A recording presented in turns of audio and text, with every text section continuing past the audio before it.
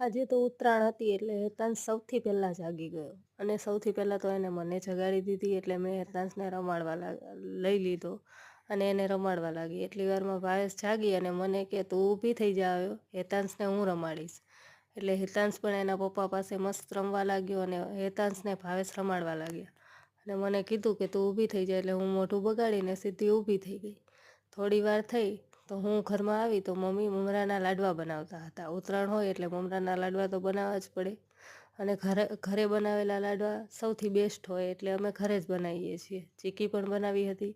ત્યાં તો ઘર પાસે પતંગ આવી તો મમ્મી દોડીને પતંગ લઈને આવ્યા, મને કે લે પતંગ ઉડાડ.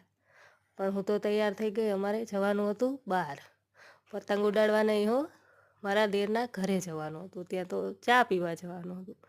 એટલે ત્યાં તો મસ્ત ચા બનાવી નાખી. પછી બધા બેઠા વાતો કરતા હતા અમે અને ભાવેશને એ બધા તો ફોન જોતા હતા. અને પછી ઘરે આવ્યા એટલે ડાગલા સાથે હેતાંશને રમાડવા લાગ્યા ભાવેશ અને મમ્મી પણ હેતાંશને રમાડવા લાગ્યા. અને હેતાંશ પણ આજે તો આખો દિવસ રમતો હતો બધા સાથે. વિડીયો ગમ્યો હોય તો લાઇક, શેર એન્ડ સબસ્ક્રાઈબ.